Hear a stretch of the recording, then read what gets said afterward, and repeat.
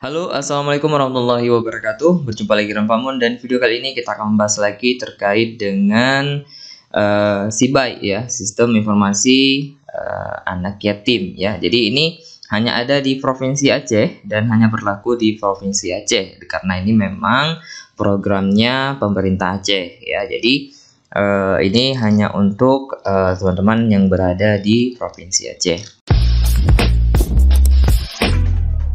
Jadi teman-teman silahkan saja buka di Google itu yang namanya SIBAI ya, itu webnya sibai.id, dan silahkan teman-teman nanti login dengan akun yang sudah diberikan oleh dinas ya. Jadi SIBAI ini, Sistem Informasi Beasiswa Anak Yatim ini sudah ada di tahun 2022 ya. Jadi anggarannya itu sudah diupload di tahun 2022 dan sudah ada di sebelumnya, tapi kita secara online ataupun secara digitalisasi seperti ini berlaku tahun 2022 kemarin ya.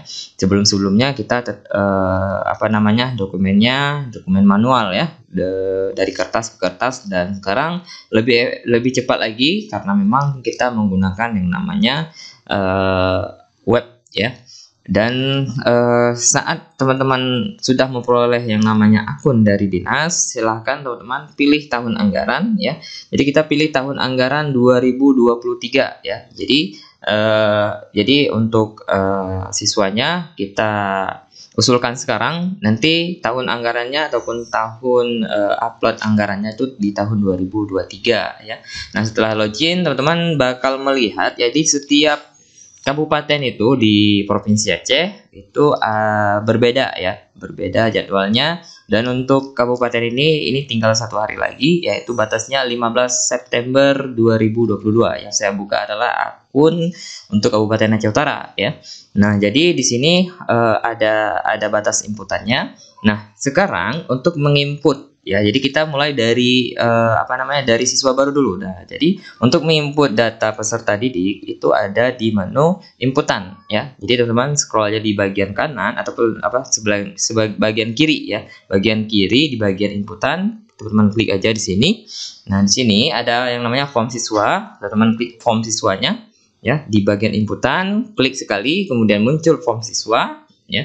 Dan di sini teman-teman untuk siswa baru ya, siswa baru silahkan teman-teman klik di bagian ini ya, klik di bagian ini untuk data siswa barunya ya. Jadi untuk siswa baru jangan aktifkan referensi ya. Ketika teman-teman mengaktifkan yang namanya referensi, ini maksudnya adalah meneruskan data si peserta didik ya.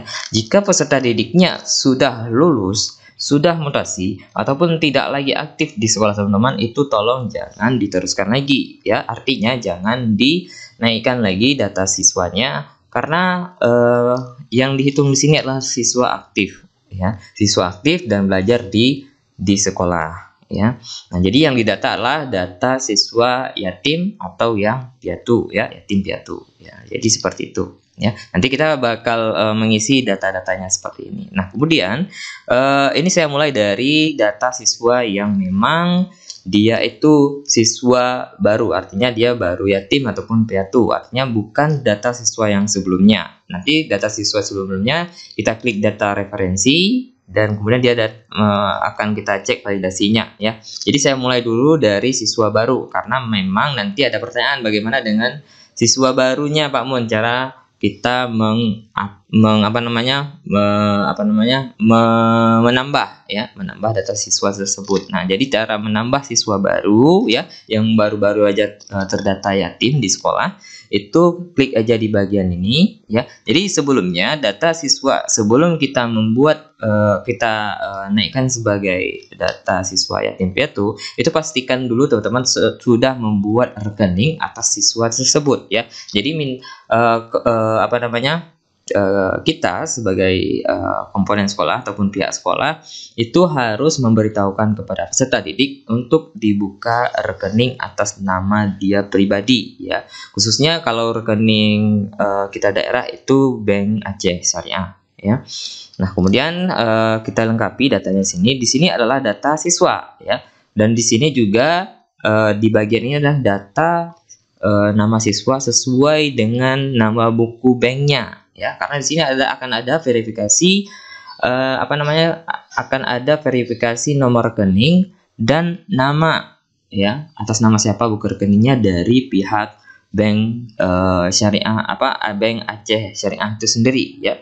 Jadi nanti ada verifikasi yang pertama itu adalah sekolah, kemudian nanti pihak banknya, kemudian nanti pihak dinasnya ataupun dari sekolah, dinas, dan bank. Jadi nanti ada 3 verifikasi itu, ya, sehingga data ini akan kuat dan valid. Nah, di sini saya berbagi tips ya, bagi teman-teman semuanya.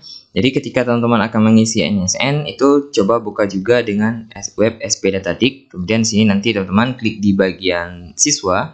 Nah, nanti di sini teman-teman klik di bagian aktif, lihat aja NSN-nya, kopas saja ya, kopas seperti ini. Kemudian masukkan seperti ini, ya. Kemudian nomor rekeningnya kalau memang sudah ada dimasukkan, kemudian atas nama siapa di buku rekening. Jadi seperti itu tipsnya ya, jadi biar cepat kerja kita ya. Nah, saat menginput yang namanya data rekening ya, teman-teman bakal ada yang namanya reply kalau saya bilang itu reply data ya, ataupun penampilan data yang sudah terekam sebelumnya. Misalkan saya tulis seperti ini ya, misalkan seperti ini ya. Nanti akan muncul referensi data rekening sebelumnya ya. Jadi kalau memang sebelumnya itu teman-teman pernah mengetik dengan nomor rekening yang sama seperti ini, maka kemungkinan akan duplikat atau ganda nantinya ya, terdeteksi bahwa pernah terekam data rekening seperti ini ya. Jadi kalau sama nanti semua isiannya sama, misalkan seperti ini ya, 0014 misalkan. Nah, berarti ya jika data rekeningnya ini pernah tercatat seperti ini, maka itu tandanya pernah data rekening ini masuk. Artinya pernah data rekening ini masuk pada nama peserta didik yang lain ya. Nah, jadi pastikan teman-teman tidak ada yang namanya rekening ganda ya, ataupun yang pernah. Jadi kalau memang sama semuanya, ketika teman-teman ketik dan biru seperti ini, maka ini terdeteksi bahwa data rekeningnya itu duplikat ataupun ganda ya. Jadi tolong diperhatikan lagi saat menginput rekening, jangan sampai nanti ada kesalahan ya. Nah, oke. Nah, jadi jika seperti ini aman ya. Nah, jadi kalau memang berbeda itu aman. Oke, kemudian kita ketikkan atas nama siapa di sini ya. Kalau memang sama, jadi kalau bisa untuk nama di rekening itu besar aja ya teman-teman. Jadi huruf besar semua kalau bisa. Nah, jadi seperti ini ya. Nah, jadi huruf besar aja semuanya. Kalau untuk nama rekening boleh. Kemudian cek validasi ya. Nah, jadi kalau rekening dia pernah terdaftar ya, coba kita cek ya, klik cek. Nah, ini pernah terdaftar di sini ya. Ini kalau ganda ya. Nah, jadi kalau ganda ataupun duplikat dia pernah terdaftar di sini ya. Nah, jadi kita harus cek lagi ya. Jadi kalau ganda bakal terdeteksi ya teman-teman.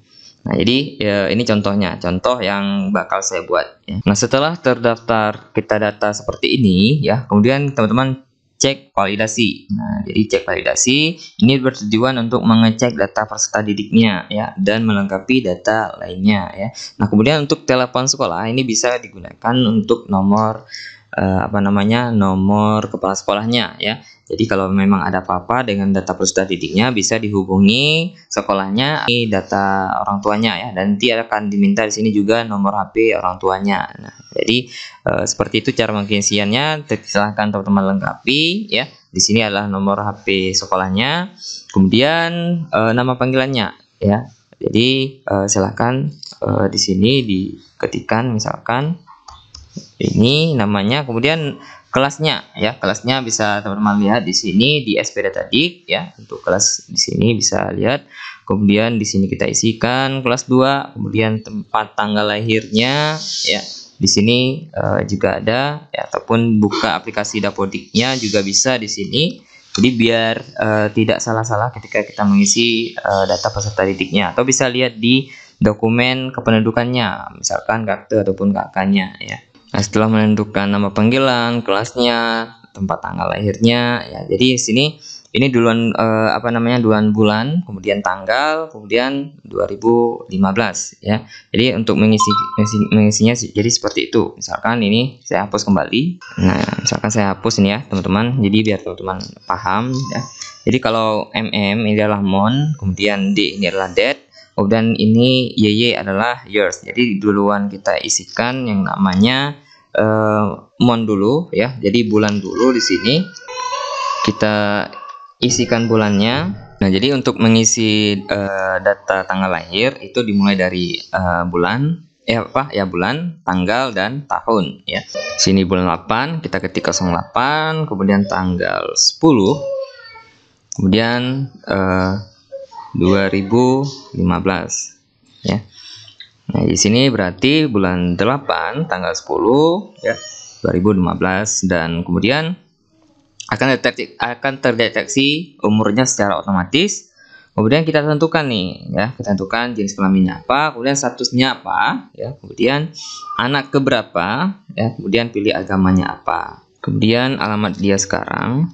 Nah, kemudian silakan pilih provinsi ya. Jadi ini kalau di Aceh itu ada dusun, kemudian nama kampung ataupun nama desa, kemudian sampai nama desa aja karena memang nanti sini ada pilihan kecamatan dan kabupatennya. Nah, selanjutnya menentukan dengan yang namanya kecamatan, barulah pilih desa di sini ya.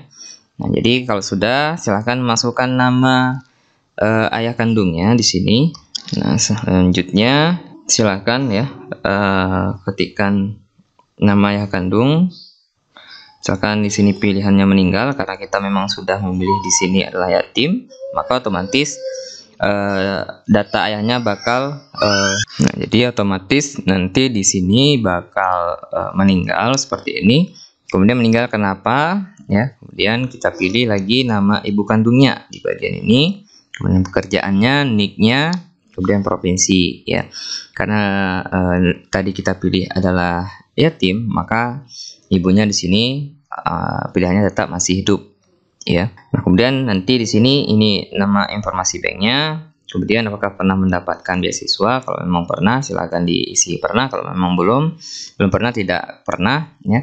Jadi kalau memang pernah itu sumbernya dari mana. Kalau memang itu adalah misalkan sebelumnya dia pernah mendapat beasiswa ini, maka diisikan adalah APBA ya, anggaran pembelanjaan Aceh ya. Jadi kalau memang tidak pernah, itu boleh di skip dulu, kemudian klik simpan. Nah, ketika teman-teman menentukan pilih pengasuh, jika orang tua ya, jadi akan terpilih data orang tua yang masih hidup di bagian ini ya. Kemudian informasi banknya, kemudian sudah saya jelaskan tadi, kemudian klik simpan. Nah, nanti kalau memang ada data yang belum lengkap ya, jadi nanti akan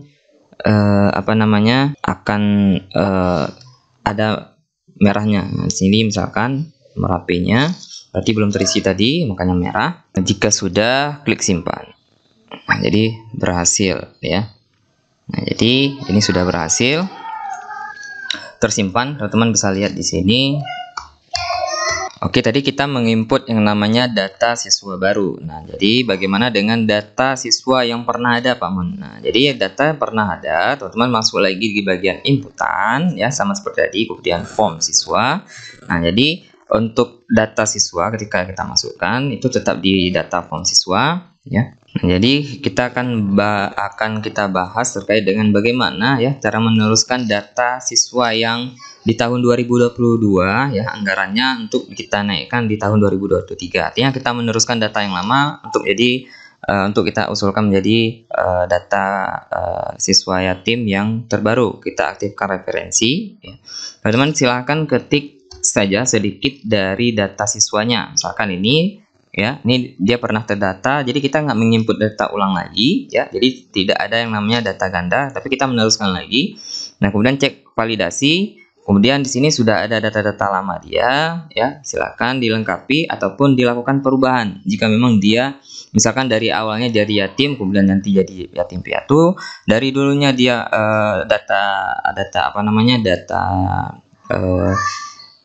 nomor HP orang tuanya berubah ataupun data yang lainnya berubah ya, silakan disesuaikan ya. Jadi disesuaikan dengan data yang yang ada di sini. Artinya kalau memang perlu diupdate ya silakan.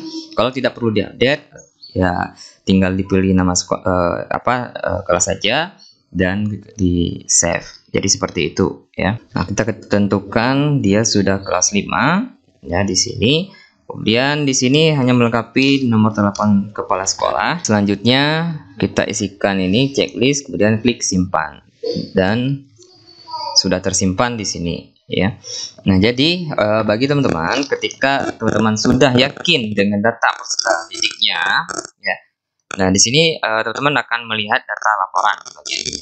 Klik dari laporan, kemudian data inputan ya. Dari sini teman-teman bakal melihat progresnya ya. Jadi kalau yang seperti tadi yang baru-baru kita lakukan itu ada si Ahmad Jamidul Haki, kemudian King Azki ini. Nah, ketika kita ini kan belum terkunci. Nah, jadi kalau kita kunci itu bakal diverifikasi oleh dinas ya. Jadi kalau memang kita belum melakukan yang namanya verifikasi belum kita kunci ya. Jadi untuk menguncinya teman-teman ke beranda ya, boleh di dashboard ataupun di bagian inputan, teman-teman kunci data siswa tadi, klik kunci. Nah, jadi di sini untuk melihat detail data peserta didik, teman-teman bisa lihat di kolom detail. Teman-teman pastikan lagi datanya di sini. Ini data-data komponen datanya. Ya. Kemudian kalau mau melihat formulirnya, ya ataupun cetak itu di sini. Ini seperti ini data formulirnya. Ya, teman-teman silahkan Ctrl V. Ya, kalau mau ngeprint, Ctrl V dari keyboardnya laptop teman-teman nanti bentuknya seperti ini. Ya, kalau mau di print. Ya, nah kalau mau dikunci itu berarti kita selesai ya. Jadi kalau sudah dikunci itu tidak bisa lagi diedit ya. Klik di bagian kunci ataupun teman-teman tandai dulu. Nah, misalkan mau tandai ini siswa ada yang bermasalah. Saya tandai dulu nih.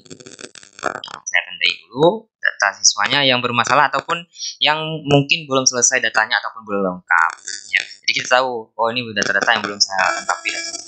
Itu maksud daripada tandai ya. Itu artinya ada beberapa, artinya kita menanda siswa-siswa yang belum kita isikan data yang lengkap ataupun perlu ataupun yang lainnya ya. Kalau kita mau hilangkan, klik lagi di bagian tandai, dia akan hilang. Kemudian untuk kita kunci itu berarti kita sudah yakin bahwa data peserta didik ini sudah sudah valid ya ataupun tidak ada masalah lagi. Kemudian klik di bagian kunci. Nah, kunci data ya. Jadi ada konfirmasi di sini. Konfirmasi kepala sekolah bahwa ya, jadi yang mengunci ini adalah kepala sekolah ya. Kita kunci di sini bahwa data inputan telah divalidasi dengan sebenar-benarnya sesuai dengan data siswa. Kita klik kunci dan berhasil dikunci. Nah, kemudian setelah dikunci di sini ada di sebelah kanan atas itu ada tanda X kecil ya, teman-teman klik aja di sini dan nanti data siswa sudah kunci. Nah, untuk mengurutkan ketika teman-teman akan mengeprint itu klik aja di bagian nama siswa, itu bakal terurut dari huruf A sampai dengan huruf Z ya. Nah, kemudian seperti ini kalau memang sudah yakin ya. Sudah yakin, kemudian klik di bagian kunci ya. Klik kunci. Nah, jadi kalau sudah dikunci seperti ini ya, misalkan nih contoh nih semua teman-teman sudah kunci ya. Kemudian teman-teman klik di bagian laporan data inputan.